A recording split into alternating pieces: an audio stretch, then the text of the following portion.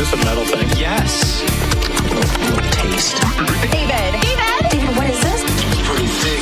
Break. I have to kill a lot of people. Just tell me what you want me to fuck.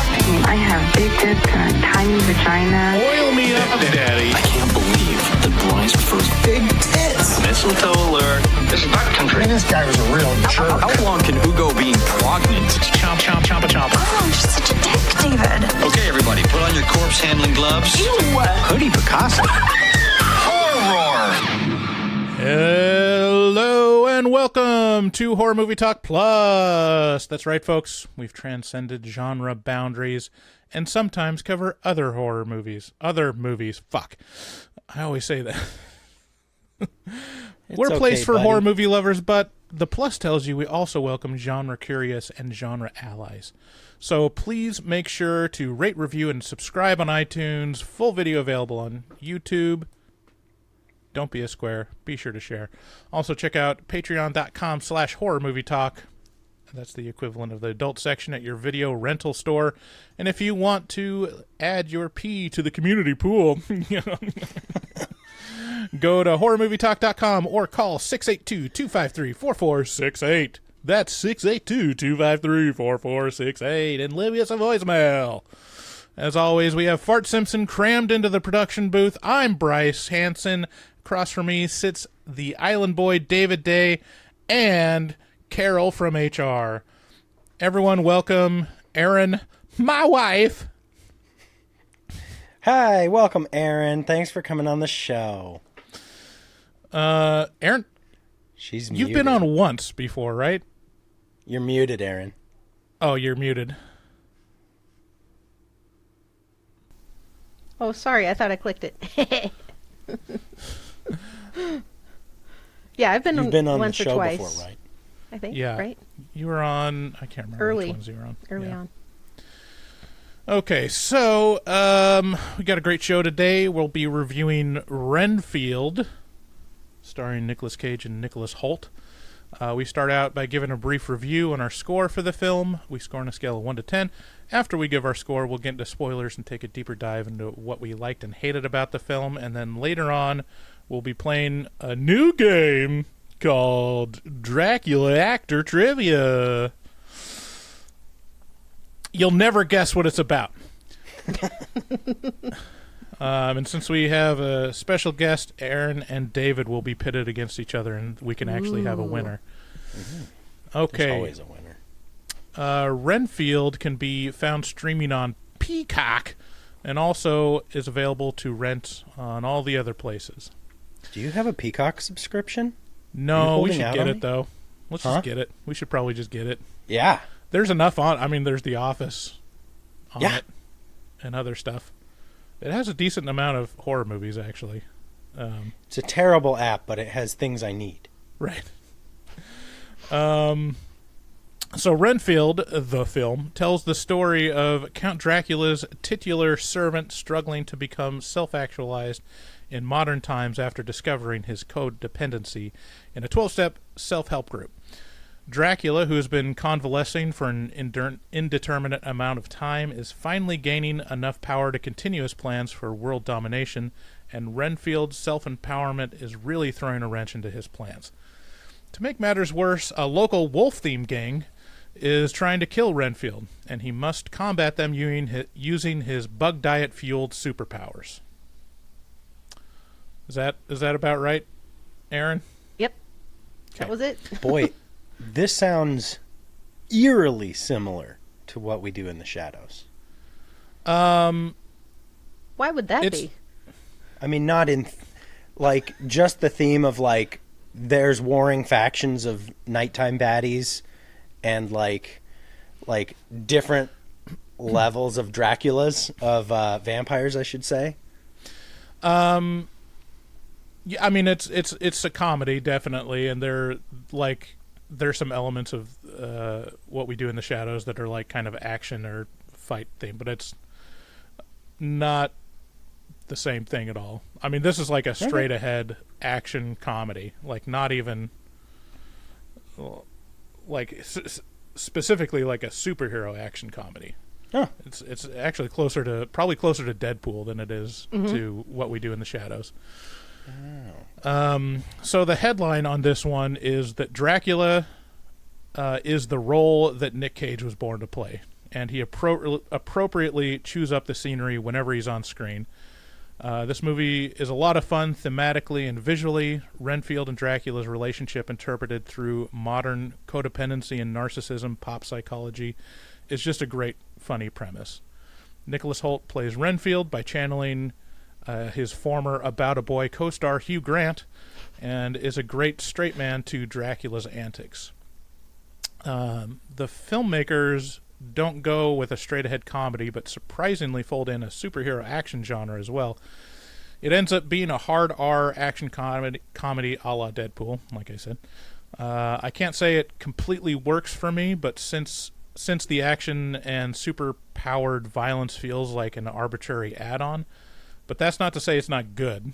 Some of the funnest parts are the absurdly violent fight sequences that produce more gore than most horror movies. Looking at the writers and director, the motley film starts to make more sense. So the story is by Robert Kirkman, who's famous for his comic and TV successes with The Walking Dead and Invincible. It's written by Ryan Ridley, who's a writer for Rick and Morty, and directed by Chris McKay, who directed the Lego Batman movie. All of whom are great. And the Lego movie. He was like an editor for the Lego movie. I don't he directed it.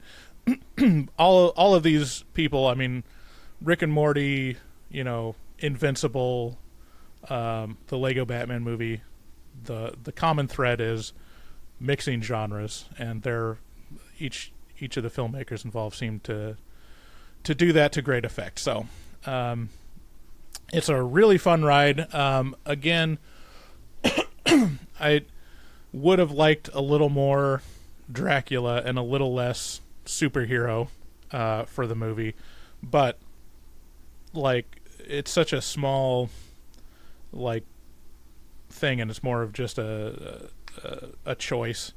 But overall, the movie works really well, and to me it's a must-see Nicolas Cage performance. It's one of his best that I've seen of him. Wow. Yeah, I give it a 9 out of 10.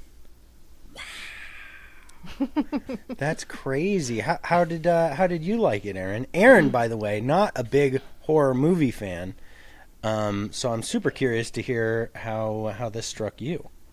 Yeah, I really liked it because it was more of a comedy than a horror, and I don't remember really any jump scares. I mean, there were a few extreme zoom-ins to Dracula's teeth, but there wasn't a jump out of nowhere scare scene. But yeah, it was really good. I'd give it an 8 out of 10, but just because there were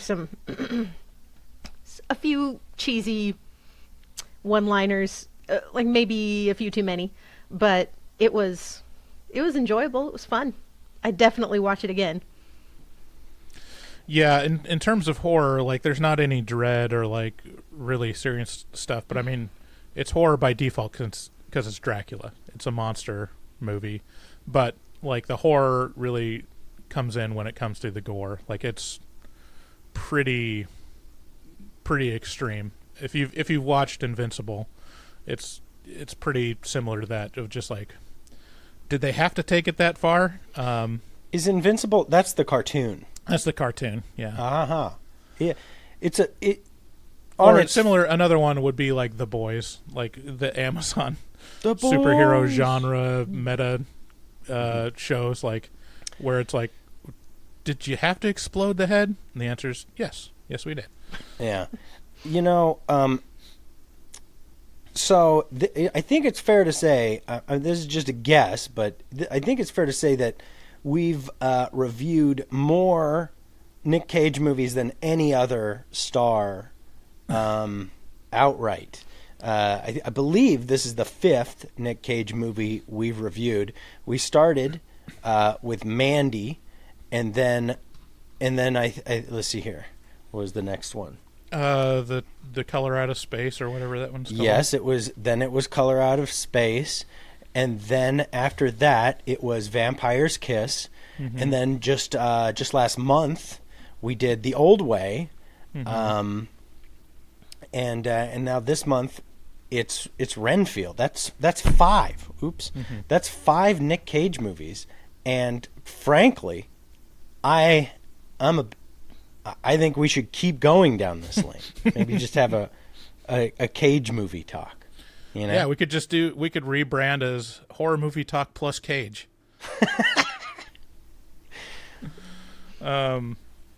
Vampire's Kiss, though, another vampire movie where, I mean, arguably one of Cage's most memorable performances. Yeah. Yeah, and I think that's like, I think the studio wasn't sure they wanted him for this, but they referenced Vampire's Kiss as his acting chops with comedy mixed with drama. And I mean, it's obvious that Nick Cage has a love for Dracula. Like, I think he owns Dracula's castle or something. I don't know if I'm making that up or no. He slept in Dracula's castle. Let me see. Does he ever in this movie? Are there any like Easter eggs for Vampire's Kiss where he's like, "I'm a vampire, I'm a vampire," or does he say the ABCs out loud angrily? No, he doesn't do that, unfortunately. Ah. There is a lot of callbacks to the 1931 Dracula with Bela Lugosi. Yeah, let's see. I've never misfiled anything. Not once. Not one time. Yeah, so Nick Cage once slept in Dracula's castle.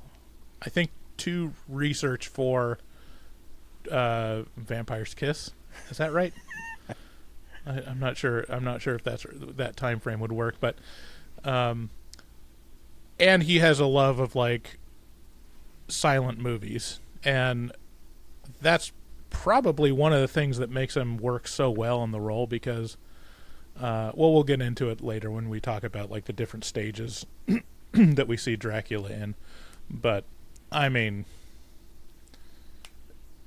it's one of his best performances, as you know, and he's basically just a side character in this, you know. All right, speaking of side characters, if you're listening to these commercials or any kind of commercials, I don't know why that would be related to side characters, but you should know you don't have to. Don't be a side character in your own life. Go to patreon.com/horrormovietalk and join up, and you can avoid all those ads and get episodes early without ads as soon as we get them edited. Also, you can check out our shop on horrormovietalk.com/shop. You can be like the person that just ordered a logo tee that David has to send out now. And I shall.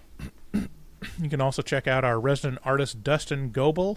He's a professional artist who fucks hard, and he also takes commissions for artwork from HMT fans. Contact him on Instagram or just follow him at dgoebel00. That's at DGOEBEL00. Make your artistic dreams come true. Again, if you want to leave us a voicemail, call 682-253-4468. And I just want to personally thank you, listener, for listening. So let's get into spoilers.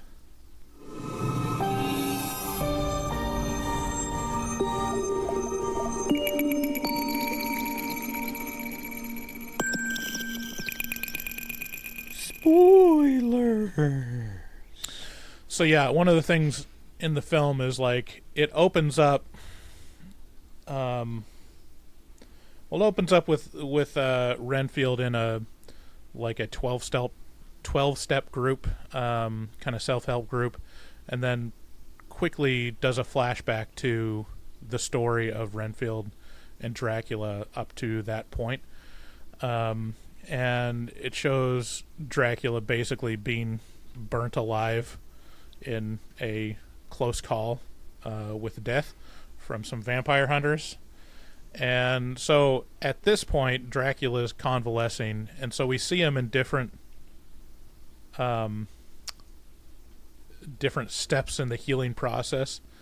And what he starts out with is just it just looks like his face is falling off. His face is falling off. And it's like a kind of a Phantom of the Opera type look, except all over his body. And that is when Cage really shines to me, because he's such a student of silent films to where everything is done so physically and so broadly with his face that, like, it just works. Like, it's impressive that how much makeup he's wearing and how much, like, comes through his eyes and, like, his expressions. It's like that is a masterclass in like acting broadly but not distractingly. You know, it's not a non sequitur Nicolas Cage performance. It's not like why is he doing that?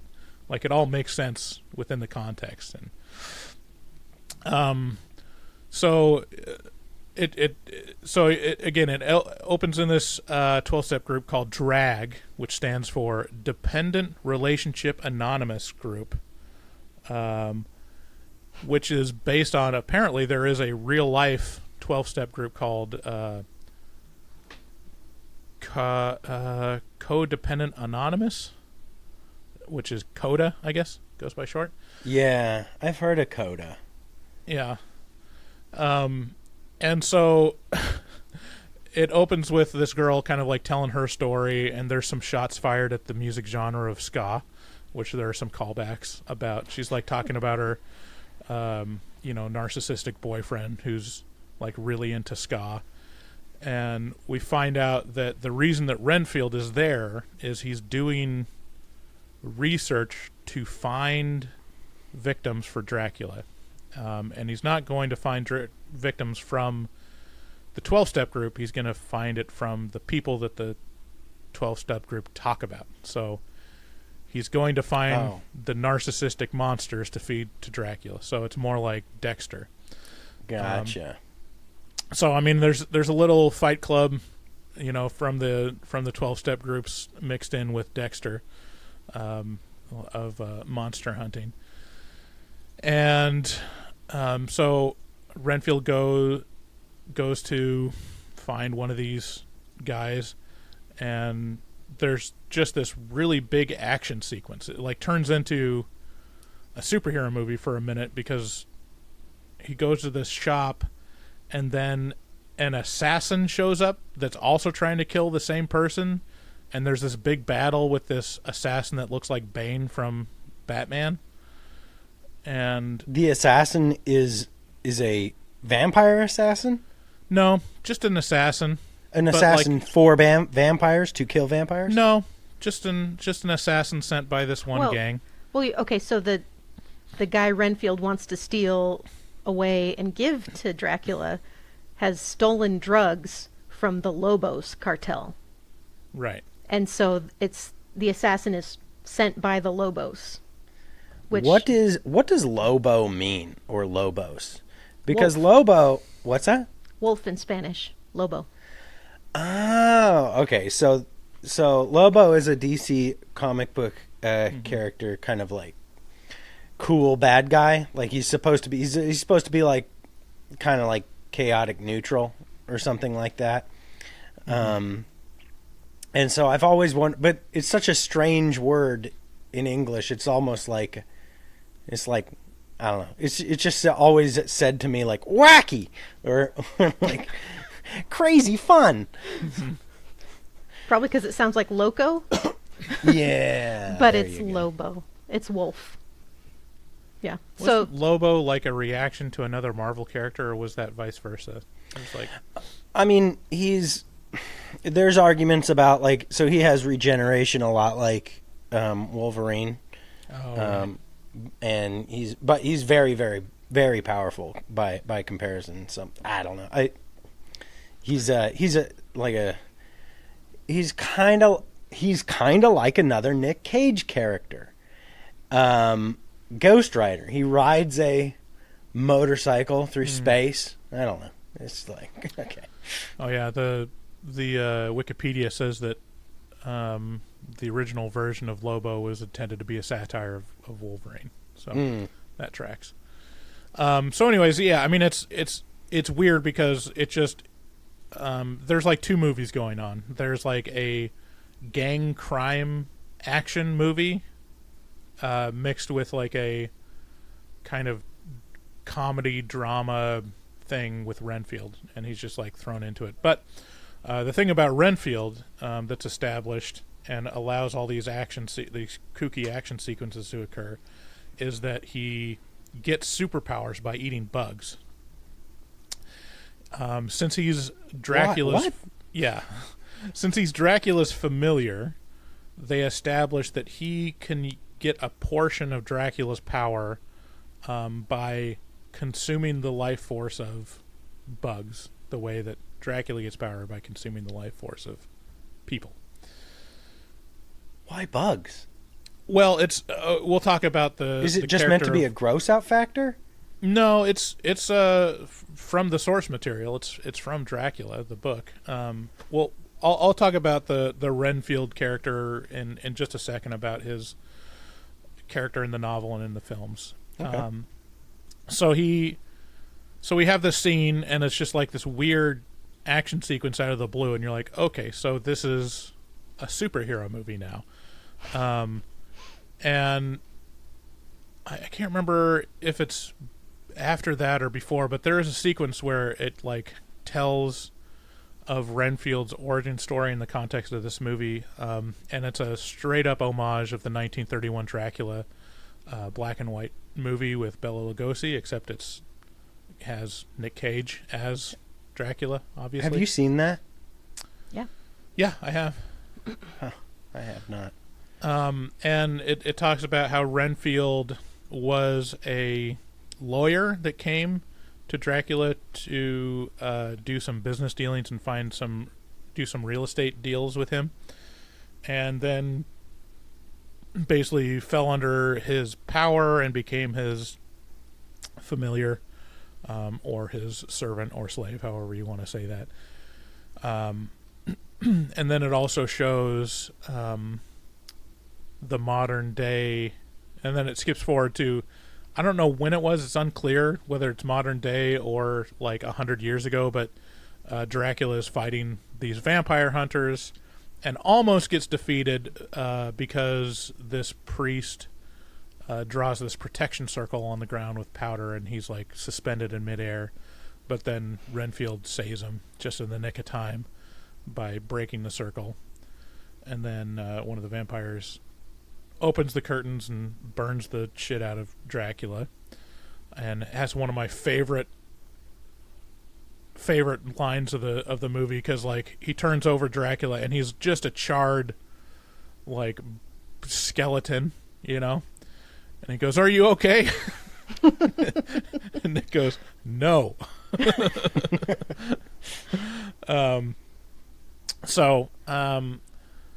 It's all good fun. So Renfield, the little background about the character Renfield. I've read about half of the actual novel. I never finished it, but Renfield in the novel is a mental patient that is, you slowly find out that, okay, so it starts out, he's a mental patient, and he like eats bugs, but then he collects bugs to catch what was it,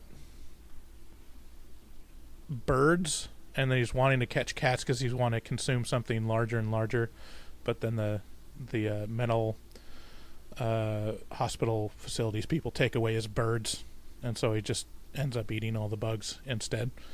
And then we later find out that he's under the power of Dracula, that he's like being mind controlled by Dracula, and the reason why he's eating these bugs is that he's been promised by Dracula basically immortality through Dracula providing him with bugs. So it's kind of a weird character. It's more of like color of this deranged mental patient that eats bugs. And it has some kind of relationship to Dracula. And there's a little bit of involvement in the plot in that he tries to save Mina, but is like controlled by Dracula, and so he like kind of fails to, overcome that power. And so that's him in the novel. And then apparently in the films, like Sorry. So the novel has Renfield, and then the main character, the protagonist of the novel, is Jonathan Harker. And Jonathan Harker is a lawyer, I think, a real estate lawyer, helping Dracula find some property in London, I think. And in the film, like the 31 film, the 31? character of 1931 with Bela Lugosi. Oh, gotcha. The character of Renfield and Jonathan Harker are kind of combined to, like, Renfield is the protagonist, I think. And then some of the films, like, kind of cross over and use Renfield as either, like, a stand-in for Jonathan Harker or, like, Jonathan Harker's boss. So there's a lot of, like, play around. But this movie is in continuity with the original 1931 film in terms of the Renfield character, in case you're keeping track. So this is getting confusing for me. So what's the bugs? So the bugs, I mean, again, like in the novel, he ate bugs and it was more in the novel to have a creepy character that ate bugs. Yeah, okay. And it was about consuming life, and I think there might have been a connection with, like, longer life through that communicated in the novel.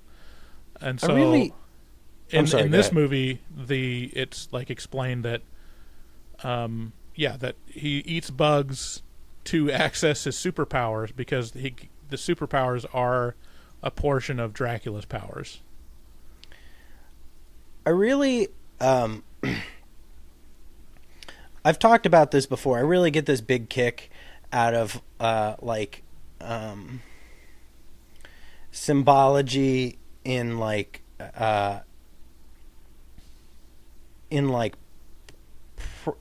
of like semi-religious or maybe like or maybe just like kind of cult or I don't know exactly what I'm trying to. Okay, so there's a book that does exactly the thing that I'm trying to describe. So this Renfield character who gets all this, who basically gets superpowers from eating bugs, is interesting because it's kind of a thing that, I mean, to pique your interest, it's an idea that I would have as a kid, that I'd be like, okay, all right, I'd have a lot of time alone to myself. I'd be outside. I'd just be kicking rocks or something. And then I'd like dream up some sort of, ritual that I could do where if you turn off the light, it's like the same kind of thing as you hear somebody be like, I had to turn on and off the light switch 17 times or else my whole family's going to die. Where you just kind of like, you come up with this little magic juju for your life, and then you do it, and you convince yourself that it's going to, I don't know, to do something special for you. There's this book called The Wasp Factory. Did I lend that to you? Did you read that? No, you've recommended it several times though.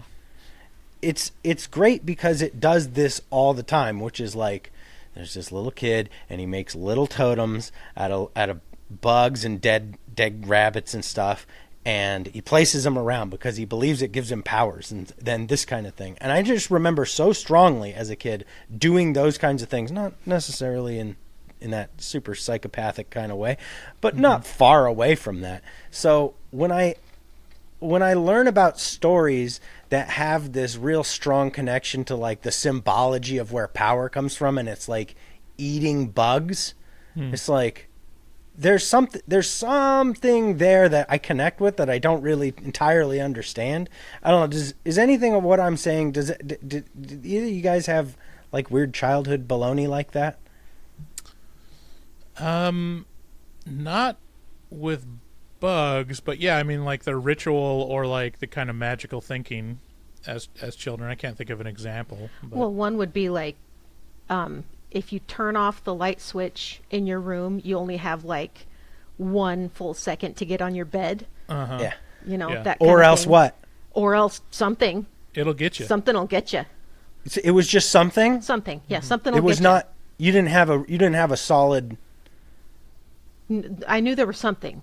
Something would get me. Yeah, I would, as a 4 or 5 year old, I would wake up way too early and turn on the TV, and I would catch commercials for like Nightmare on Elm Street 5, where they would show like really upsetting like red band commercials on, too early of TV or something like that. And I would catch them, and so like for me it was like Freddy. Freddy would, if I couldn't get to my bed fast enough, it was a hand going like this.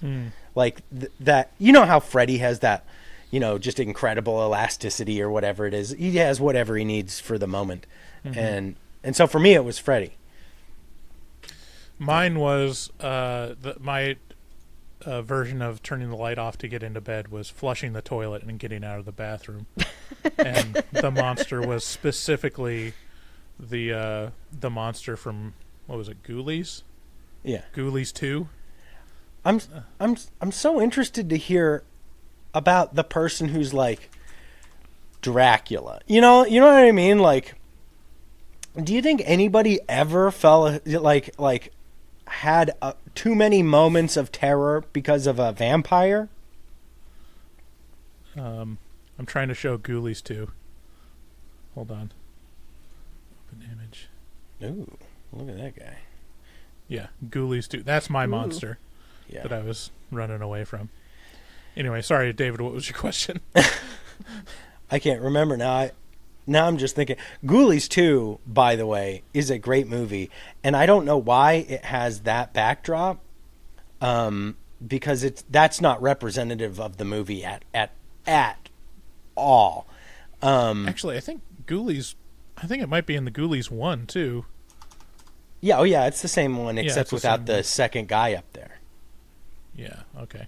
But no, Ghoulies is obviously very bad, whereas Ghoulies 2 like has Full Moon's full production, like lots of effort, like millions and millions of dollars behind it.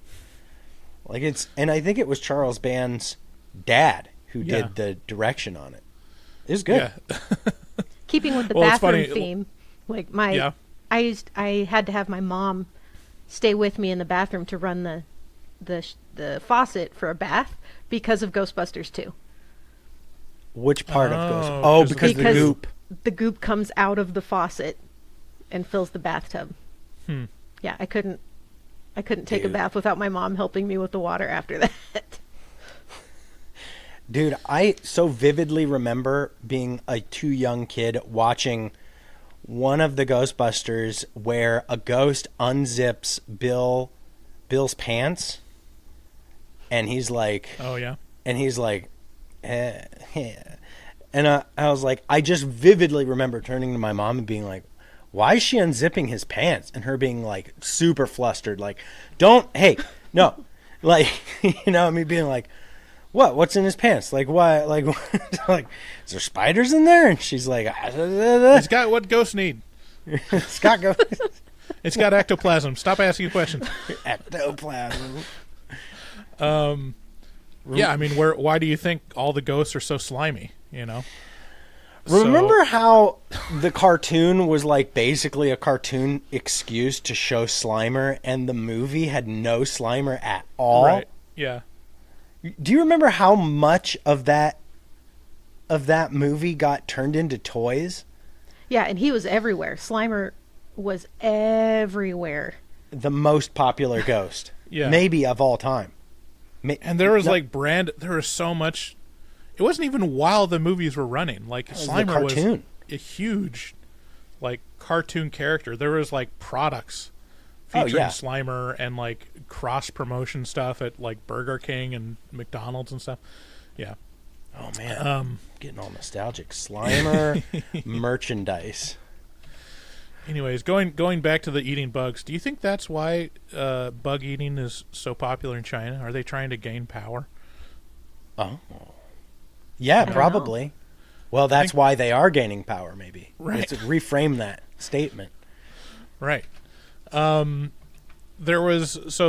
a moment in the movie, like Renfield's tactic for, which is kind of weird because Renfield is established as definitely having superhuman powers when he eats bugs, but his methodology for high sea Slimer. Yeah. Oh my gosh, High Sea Slimer. I remember that. There's like some kind of candy. What's the Slimer candy? We're getting off track. I know. Slimer, 1988 Slimer Real Ghostbusters Vintage Trading Card Packs. Did you guys remember already do Ghostbusters 2? I can't rember.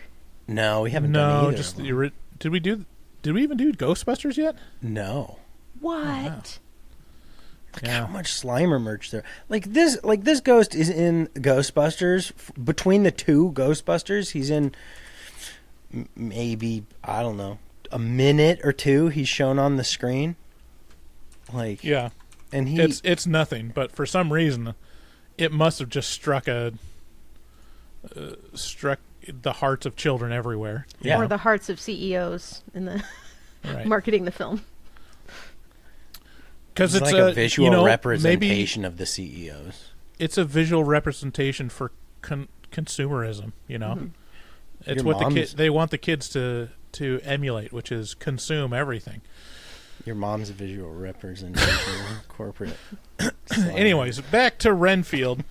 So it establishes him have superpowers, but then for some reason his tactic for getting victims to Dracula is to chloroform them, which you don't see a lot anymore in movies. Sounds a lot like what we do in the shadows. She's like putting towels down, a newspaper all over the room Right. before he he's like. Have you seen that, Aaron? Oh, yeah. Oh, okay, Yeah, we've good. watched it. All right, good. And then, so after he has his battle with this, assassin, we find out that outside, waiting in the car for the assassin, is Ben Schwartz, playing the son of this gang lord, and his character's name, I didn't find out until I checked IMDb. His name is Tedward Lobo. Tedward. Tedward is such a They weird just call name. him Teddy in the movie. Okay. Tedward. His name is Tedward, which is a real first name, apparently. No. Ew. Can you imagine It's like saddling Edward your with child? a T. Uh-huh. Tedward. Edward, but it starts with a T. Ugh. God, it's So like you could go by Ted or Teddy or Edward or Ed. or Eddie. You say the T is silent. Yeah. Can you imagine how much hate you would have to have for a small baby in order to name it that? Just be like, this fucking child. Ugh. I'm naming you Tedward.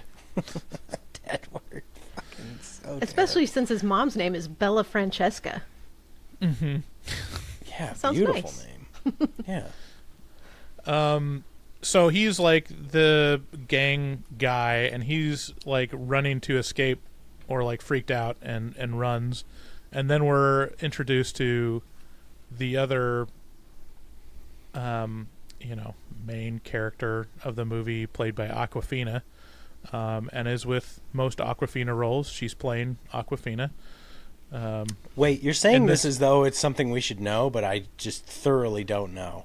What Awkwafina is this Asian American actress that's in pretty much every film with Asian Americans. So Her name is just Awkwafina.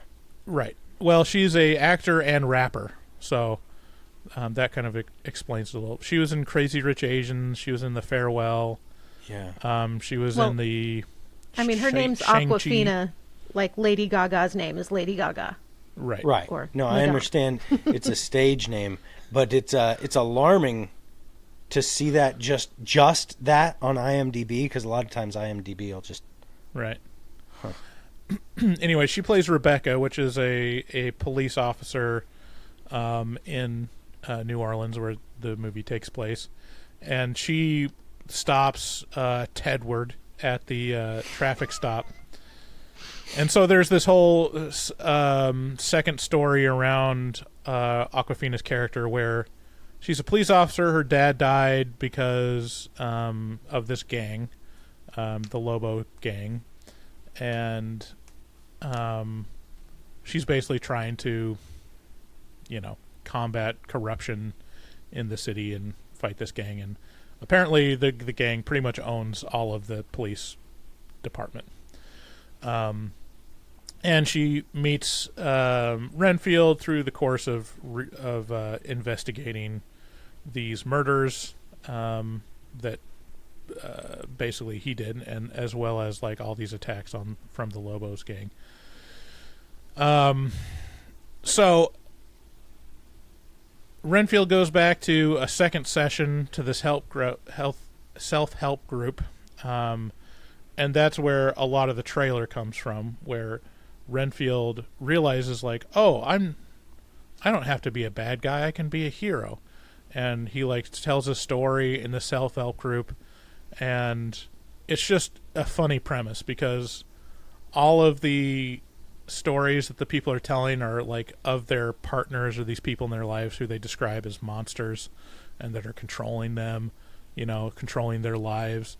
And literally Renfield's boss is a monster, like one of the most classic monsters in literature, and is literally controlling him through mind control. And so a lot of the dialogue is just really interesting and funny, and frames it within that framework of classical narcissists and like codependency. And there's a point in the trailer where the group leader like asks him, like, well, what will happen if you don't do what your boss tells you to do? And he says, like, he won't grow to full power. And the group leader's like, yes, he won't grow to full power. That's so weird that you put it that way, but yes. Like, so it's like all these reactions of like, something slightly off about how he's talking about him, but they're all like assuming he's talking about just an asshole boss. uh-huh. And it sets it up for a later, like, third scene with the self-help group where Dracula shows up and murders everyone. Because, so in the second session, like, he gets this help, and like they're all like amping him up as like, yes, you can, self-actualize, like you can be your own person, you can, instead of helping your boss grow to his full power, you can grow to full power, you can reach your full potential. And he's like amped up, and he goes out, gets a new wardrobe, gets a new apartment, and there's this like montage of Renfield's glow up, which is great. And I wish they like did more of that. Like that's the thing that is kind of sad, because that stuff is the best stuff. Like every interaction he has with Dracula and that relationship is so fun and funny that you could have just made the whole movie about that, and left out all the other stuff. So he has this glow up. Hey, what's a glow up? A glow up is like, like a makeover? makeover. Yeah, it's like, it's not just a makeover, but like, what's a good example of a glow up, Aaron?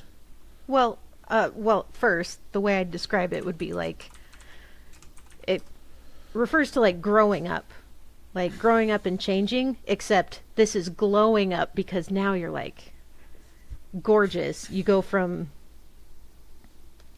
like a walk to remember. Like you go from like nerdy to amazing and fantastic. Like Cinderella.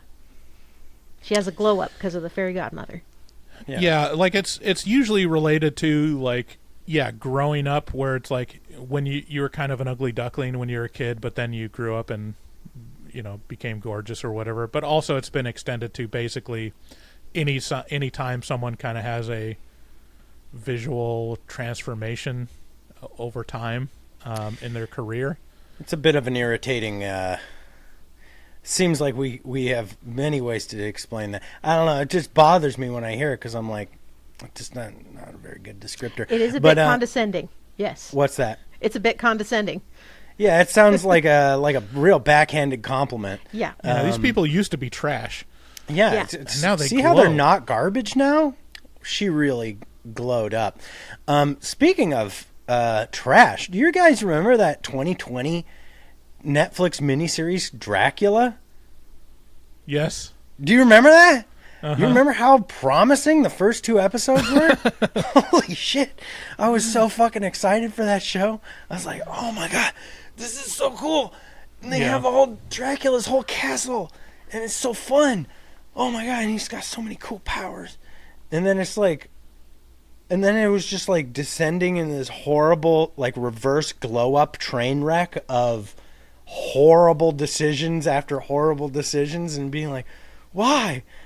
Mark Gatiss was the creator on it. Ugh. No, it was Stephen Moffat too. Stephen Moffat was the reason why it sucked. Oh, Because why do you say that?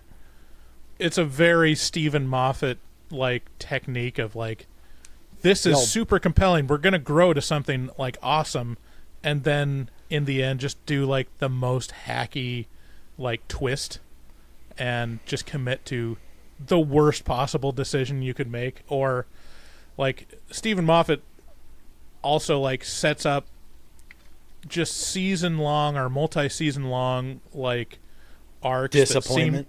that like the whole purpose of it is to have an epic ending, and the epic ending is always just like a Deus Ex Machina, just like, and then they were defeated, the end, because after I have this dramatic monologue talking about how powerful I've just become, I'm going to defeat you. Like, but with Dracula, it's literally like that plot twist that just is just hacky and dumb. Yeah, that one was so unfortunate. It was such a disappointment because because it got your hopes up so much. Because those first 2 episodes were really cool. Yeah. I'm looking at celebrity glow-ups. I'm trying to find a good example. Who cares? So... Glow-ups. And then, here's an example of a celebrity glow-up.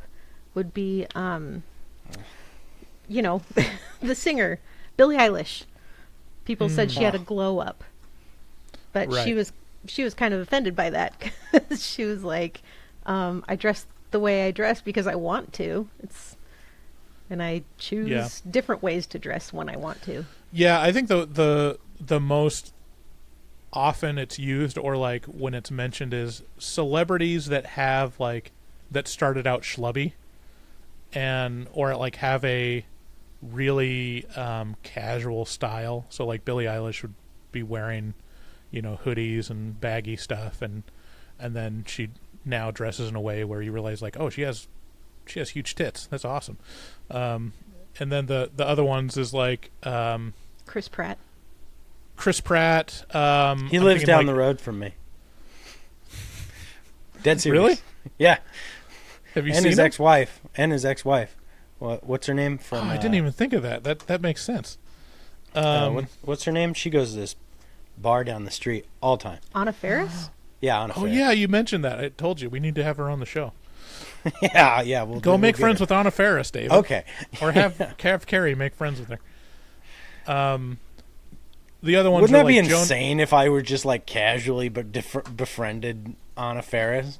Like, I mean, it's a small island, David. It's not you're like telling you could. me. Yeah. Every time I go, so I know where he lives because I'm that kind of weirdo, and so every time I go to someone's house near there, I'm like, have you met Chris Pratt? And they're like, no, but he's right over there. I'm like, I know. And they're like, does he let you fish in his pond, his private lake? And they're like, no, he keeps it stocked for him and his kid, but he lets us boat on it. I'm like, whoa, that's cool. You think I can boat on it? And they're like, no. It's not going to happen. The other examples for celebrity glow ups is like Seth Rogen and Jonah Hill, where it's like they were schlubby, whatever, and now they're like they have a couple pictures of them looking stylish, they've had a glow up. I don't like it. I don't like it. I don't like it. Now that I've learned how condescending it really is, like I didn't like it before because it sounded dumb, but now I don't like it because it sounds dumb and on principle. Mm-hmm. Mm-hmm. Well, you're just jealous you haven't had your glow up, David.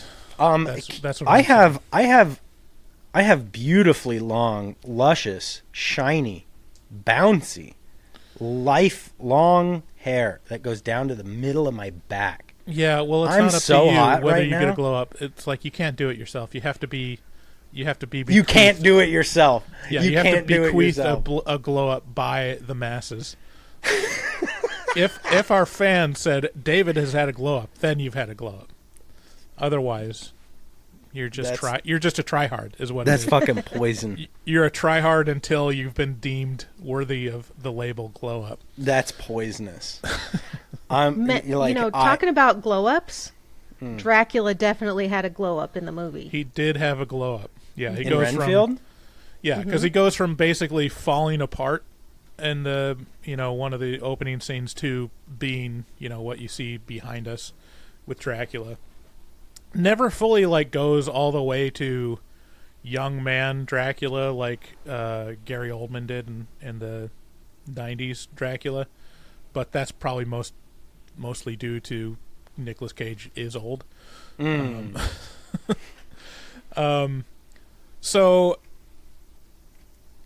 next what happens is there's a lot of stuff with the Lobos gang finding Dracula's lair, and Dracula fights them, but through the course of that Dracula finds out that Renfield is kind of striking out on his own, because the Lobos had tried to follow Renfield to this lair to try to kill him because they're still mad that he killed their assassin, I guess. And then so there's another scene where Dracula just shows up at Renfield's new apartment, and so it's like it's great because Dracula's at the breakfast table drinking a martini glass full of blood, and Renfield steps in the door and he's like, "What?" And then he looks down and he has a welcome mat. It says, "Welcome, come on in," on the welcome mat. And he's like, "Fuck." And this scene, again, all the great stuff is this relationship between Dracula and Renfield, because this scene, I wonder if I could find a clip for you, David, but it is straight up a classic interchange between a narcissist and their victim, where the narcissist plays the victim and labels the other person as the monster. And I was watching, I'm like, this feels familiar a little bit. Aaron, did anything feel familiar at all from people that you know and have confronted? I'm the victim here. Uh-huh. I just really want to see a clip separated out of Dracula saying, "I'm the victim here." Right. Because he so clearly is not. Yeah, I've gone on record as saying covert narcissists are energy vampires. That's literally there are overt narcissists, which is what everybody thinks of. That's like Patrick Bateman. But the covert narcissist is literally just someone who they can spin anything effortlessly. There's no it's in their it's part of the it's uncanny how good they are at it, like how good they are at flipping. They're like, you know how wrestlers, how you watch a wrestling match, not like, you know, WWE, I'm talking like, you know, high school, like on the mat wrestling, how you watch those guys like grab an arm and you get into a weird position, and then they like flip their body real quick, and then all of a sudden they're on top and they're like pinning the other guy. It's exactly that, but with figuring out how to mentally manipulate you. It's insane how Right. good they are at mental manipulation. And and obviously, I mean, Dracula is a narcissist. Right. Eternal, unstoppable, always has the upper hand. Yeah. Yeah. And Renfield Has does a you really in- good job of standing up to him, using Oh. all of the tools that the group gave him, and he uses his book to remind himself all the things he needs to say to stand up to Dracula. Right. Nice. Too little effect, and to be honest, you know, when you're And dealing also with an to actual make monster. everything worse, because the book led Dracula to the self-help group. Right. Yeah. And it's established, like, Dracula has, like, realized, like, oh, I've realized, like, what I've been doing wrong this whole time. It's like, I've been waiting in the shadows. I should just be controlling the world as a god, because that's what I am. So it's like the most extreme version of, you know, the psychology of that kind of monster. So yeah, and then the scene where Dracula goes to the self-help group, like Renfield shows up and he realizes that Dracula, after that encounter in his apartment, has identified the reason why Renfield is standing up to him, because he sees on this book that's like defending yourself against narcissists or whatever, there's a little sticker from where he got it, which is this church where the self-help group is. And so Renfield rushes to the self-help group to get to save them from Dracula, and they just like aren't listening to him. And then, you know, Dracula knocks on the door, and the self-help group is guy, come on in, buddy. Everyone's welcome. And Renfield's like, fuck. And then Dracula comes in and like just demolishes everyone there, just like brutally murders everyone in the self-help group. And then the rest of the movie is like all the boring stuff, which is like Dracula teams up with the gang, like Renfield's teaming up with Awkwafina's character, and they're like have this big fight at the end. Dracula tries to tempt Awkwafina with, like, you know, corrupting her to be, you know, one of his servants in order to save her sister, because one of the things we haven't mentioned and that's established early on is that Dracula's blood heals people. Like, no matter how beat up or like how much of Renfield's gut is slashed out and pouring onto the floor, if Dracula just uses his blood, like, he'll heal. I think that's pretty common lore. So there's kind of a fake out where it sounds like Awkwafina. Oh, actually, another part, like when Dracula's teaming up with the Lobos group, there's a great moment where Ben Schwartz, his character, is like confronting Renfield, and basically Ben Schwartz is becoming Dracula's familiar to gain his own power. And there's this interchange where it's like, you know, you don't even know like how good it is. Like, I'm gonna take over for you, and then Renfield's like, no, you're gonna be. It sounds like it's a good deal, but you're gonna become his slave. And then Ben Schwartz's character is like, no, you don't understand what the master is. He's like, oh fuck, I just called him the master. So there's all these moments where it's like, you appreciate for the screenwriters for just like not being too obvious, you know? Yeah. They don't explain that, like, oh, you can't let a vampire can't enter your house unless you invite them in. Like, that's not Right. established, because it's like, okay, we've seen enough vampire movies, we get it. Isn't it insane that it's been 100 years of that? Right. Well, it's like And whenever now they make we're just shaking that dust off. Just like, okay, we don't need to do that anymore. Well, yeah, and it's crazy that like everyone, whenever you get like a new Spider-Man reboot, they always have to redo the origin story. It's like, He got bit by a radioactive spider. we know who Spider-Man is. Let's You move don't on. say! Anyways, the end is basically Awkwafina resists temptation and is just trying to aim to try to defeat Dracula. And then it looks like Dracula's going to win, but then he doesn't win. You know, like a movie does. But they Awkwafina draws this protection circle that was established in the opening scene, using cocaine powder to draw a circle, and then looking up like Wiccan, what was it? Wiccan Tumbler. That's what it was. And so Dracula's suspended, and then Awkwafina and Renfield just go off on him to the point where they've beaten him up so much that they've just put his bits in little ice cubes of concrete and then poured him down the sewer. So overall, it's a great movie. I think like it's fun. Like the action sequence had great stuff. Like the gore was really fun. It felt like a it's over the top stuff. Like when Kill Bill, like there's just too much blood kind of thing. There's a scene where Renfield rips off a henchman's arms and then stabs two other people with those arms. So I mean that's the level that we're working with here. Yeah. The pulling off of the arms looks just like that SNL sketch with the weightlifter, and the blood is just squirting out the sides. like Monty Python. Yes. Yeah. There's that too. The opening scene with Dracula and the priests that are trying to kill him.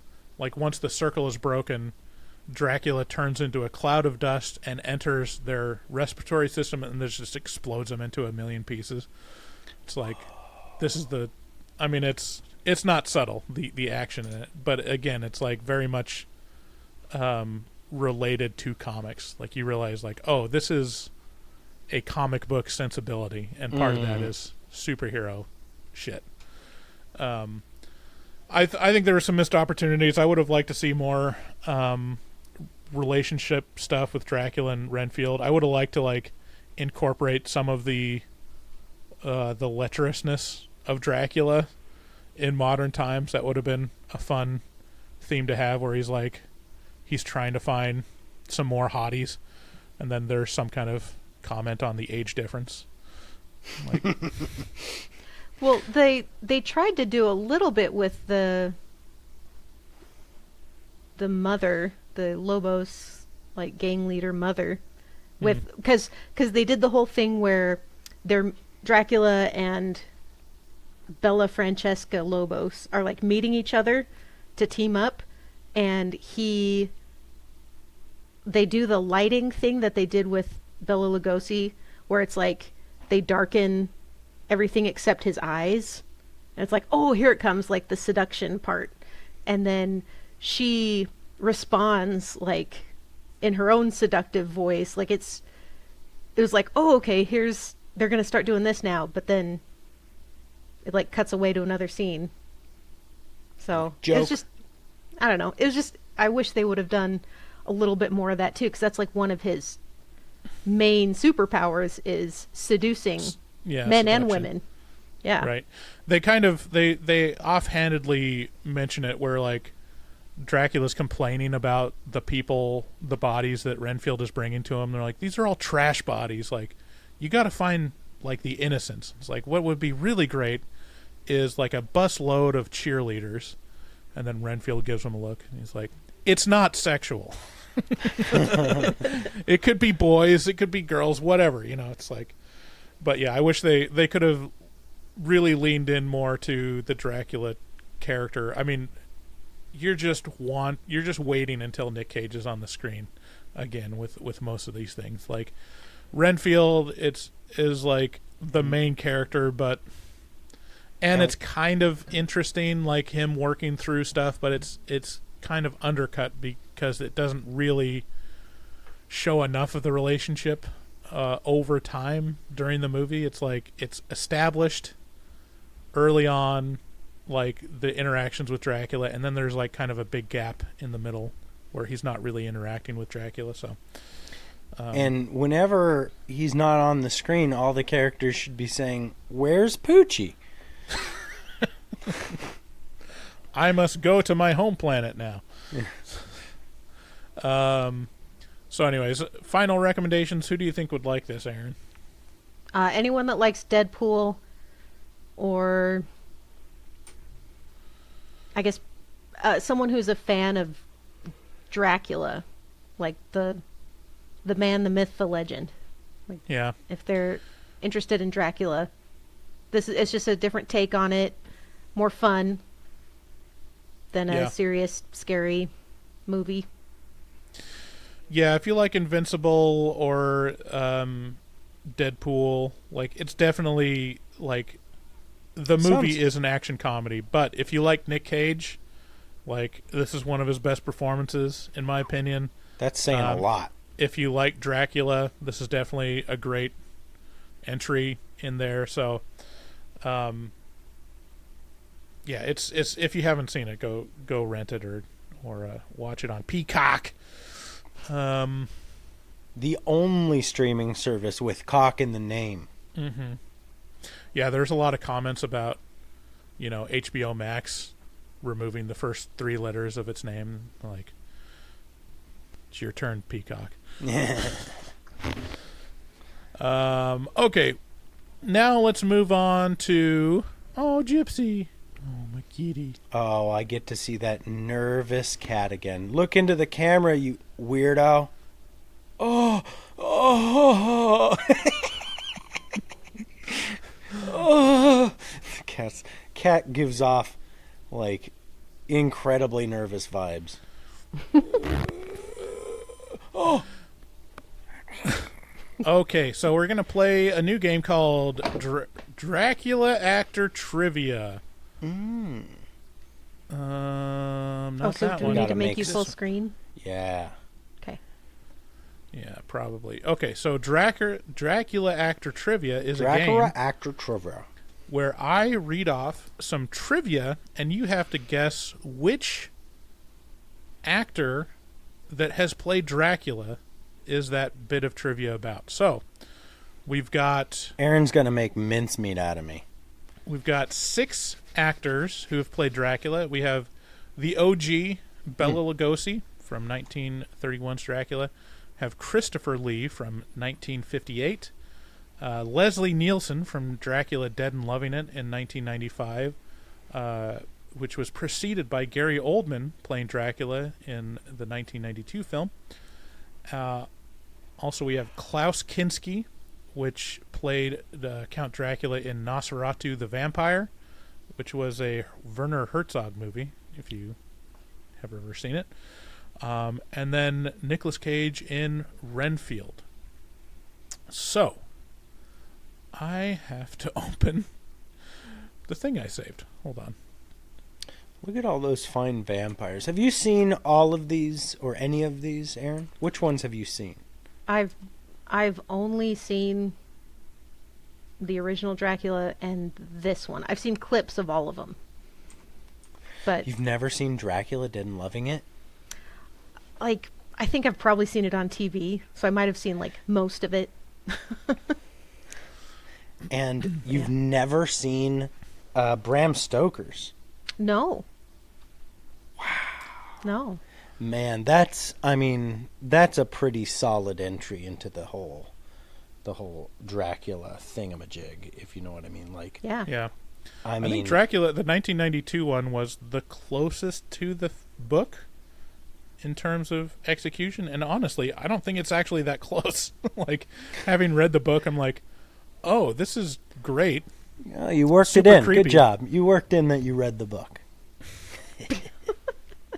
Oh, You did I it, read, folks. I read half of the book. Oh. All right. Okay, starting off, number 1. Oh, how are we doing this? Are we buzzing in or something? Are we raising our hand?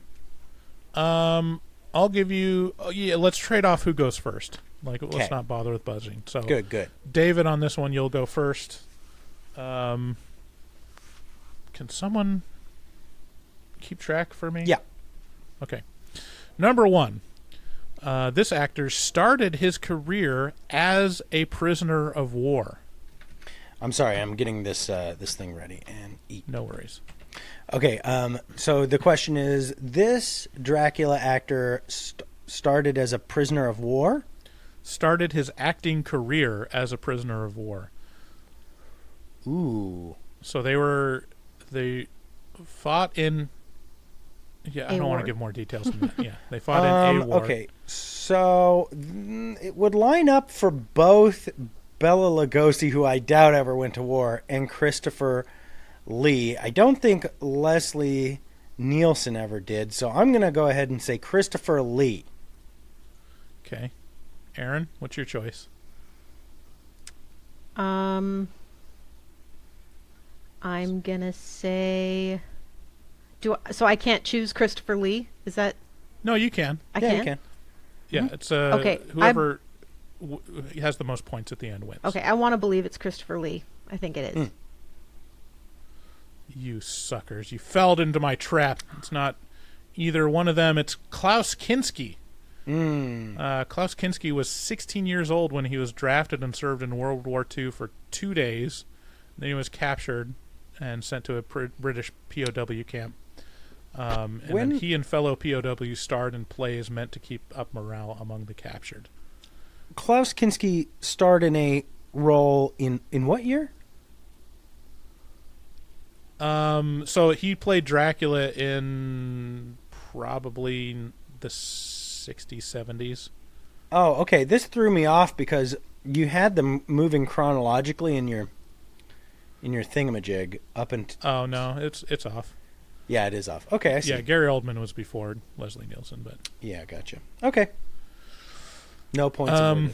May God have mercy. Klaus on your soul. Kinski is like, if you don't know Klaus Kinski, he's kind of insane. Like, he's like, the stories about Klaus Kinski are like, I think he was diagnosed as like an antisocial personality disorder, basically. Who hasn't been? All right, next. This actor did not wear fangs when playing the title character in Dracula. You go first, Aaron. Me?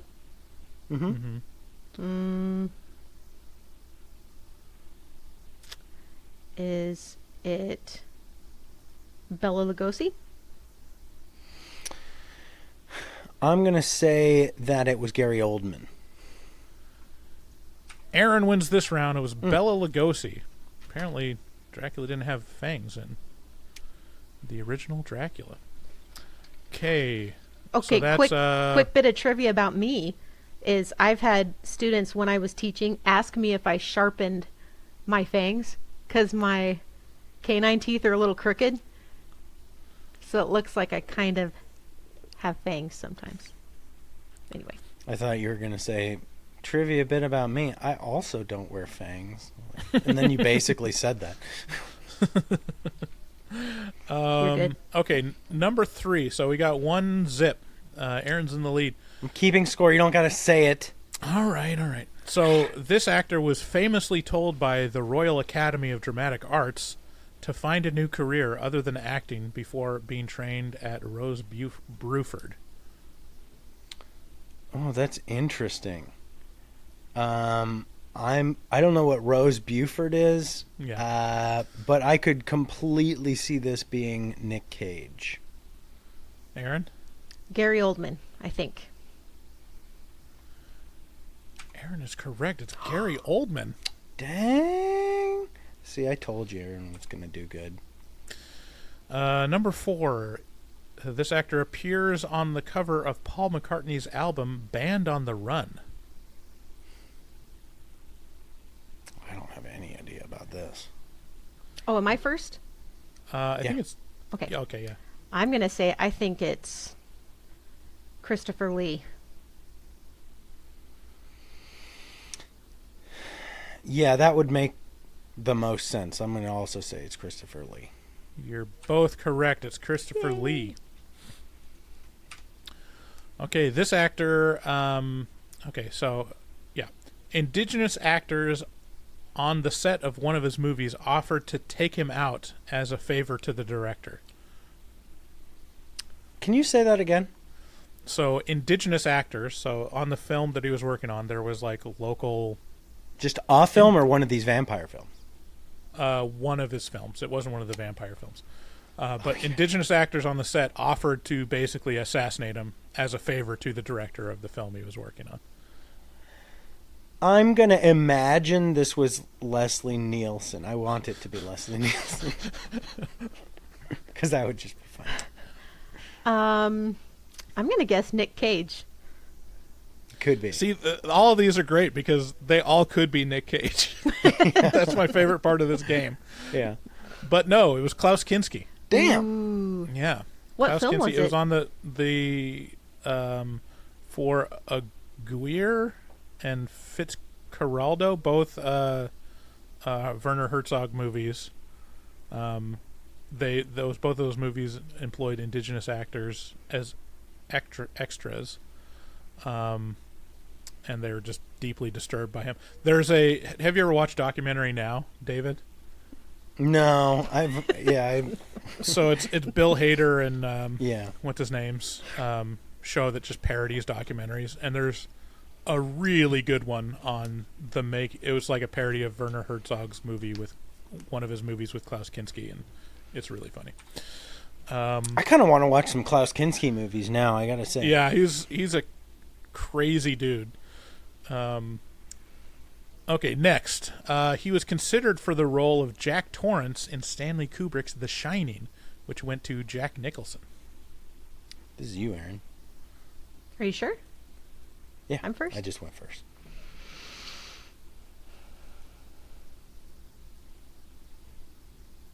I'm going to say Gary Oldman. What say you, David? Well, I gotta pull away from Aaron here. It does make sense that it would be Gary Oldman, but because I really need this point here, it won't do me any good if I'm tying with her. Golly, it wouldn't make sense if it were Christopher Lee and Nick Cage would have been way too young. Yeah, his career hadn't even really started at 80, I don't think. So I'm going to say Leslie Nielsen. Wow. Bold choice. It's Leslie Nielsen. Fuck yeah. Was considered for Jack Torrance. Is that not the craziest That's bit of trivia? It's just playing the timeline for me. Yeah. Gary Oldman would have made some sense as well, but Yeah. I think Okay. I don't know when Gary Oldman started. I mean, Christopher Lee, he would have been older, but I could have seen him there. What has Leslie Nielsen been in that wasn't a comedy? I've only ever seen his comedies. He started out as he a was a serious dramatic actor. actor. Yeah, I don't he know what started he was out in. as a What was he dramatic in? actor. Oh, fucking tons. Okay. Let's see here. He had a classic actor's CV for the vast majority of his early years, and then I don't know where it changed, but it certainly did change, didn't it? Let's see here. Yeah, I think it happened. I mean, it happened after Naked Gun. It happened after Airplane. Was the one Airplane where was he it. switched. Yeah. Barnaby Jones. I think it was in a lot of TV stuff or Snatched. I think you're gonna have to go back to the 50s Wow. to see where his Okay. Okay. Next question. Danger, Justice, Ransom. Yeah. All right. This actor was a avid stamp collector. As such, he would have been thrilled to know that he himself ended up gracing 2 U.S. stamps. And stamp collector. Oh, I go first this time. Yeah. I'm going to say Bela Lugosi. Aaron? I concur. It's Bela Lugosi. Boom. Aaron with 4 points. David with 3. Can I tie it up? Okay. Number 8. He was the step-cousin of 007 creator Ian Fleming and is often mentioned as an influential role model. I think it's Christopher Lee. I think it's Christopher Lee, too. Yeah, that one's more of a gimme. That was Christopher Lee. He's kind of famous for that. So, like, if you've watched the Lord of the Rings extras, like, you'll know that Christopher Lee was in the British Special Forces. He was basically a spy. So I think it was him and there was some other... Gandalf the Grey. Who was he a spy with? There was some other guy that, like... Gandalf the Grey. Yeah. Moving on. He once did magic mushrooms with his cat.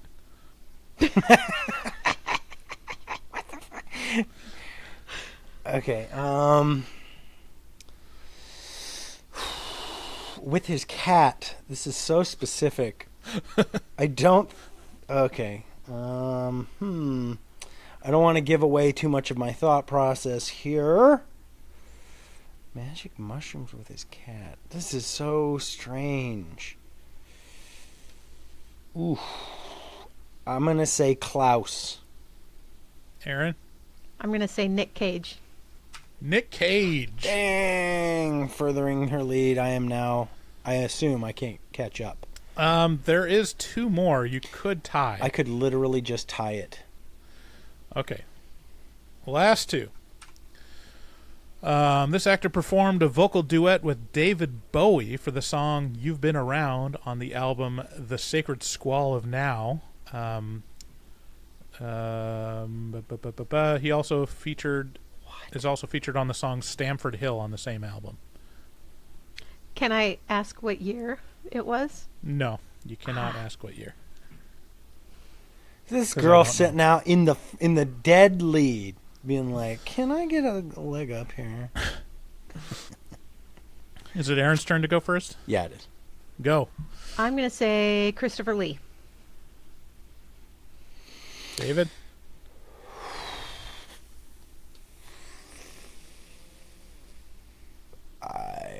Klaus Kinski. It was Gary Oldman. Apparently, Gary Oldman is a friend of David Bowie. Like he's a longtime friend. Wow. Okay, last one. Yeah. He spent years reading up on the Holy Grail to try and track it down in earnest. Like he was actually trying to find the Holy Grail, and he concluded that the Grail only made sense as a metaphor. Nick Cage. Aaron? Klaus Kinski. It's Nick Cage. So close. So close. That was actually... Aaron won. Yeah. I mean, the takeaway is actors that play Dracula are almost all as insane as Nick Cage. Bonkers. Mm-hmm. Bonkers. Except for Bela Lugosi. Seems like he got a good head on his shoulder. Yeah. I was impressed with how well they made Nick Cage look like Bela Lugosi in the flashback scenes. Yeah, it was really good. Do you suppose it was with the CGI? No, I think it was just makeup. Just makeup and lighting. Yeah. He's got his face is a different shape. Right. Mm-hmm. Yeah. So I got it. He didn't look exactly like him, but really reminiscent of. Yeah. Yeah. Cool. Good. All right. Well, thanks everyone for joining us in this episode of Horror Movie Talk Plus. This episode, as always, is produced by, well, not as always. This one's produced by me and edited by, as always, by Fart Simpson. Thanks to all our listeners. Thanks to all our patrons, which I'm going to thank right now. We have a couple new ones that signed on. I think more again than brand new ones, but I want to thank Spooky Tooth, Mitch B, Giselle R, for joining our Patreon. Please, if you like the podcast, share it with a friend. It's the only way we grow.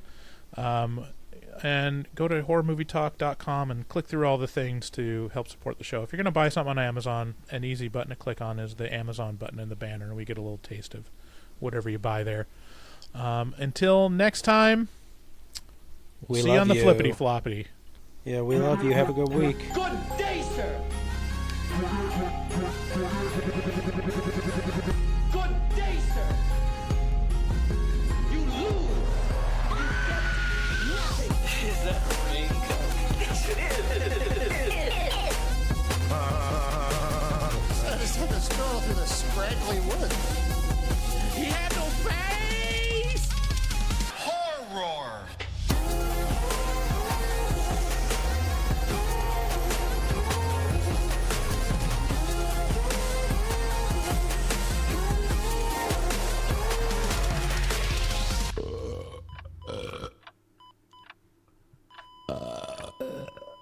Wow, that didn't sound good.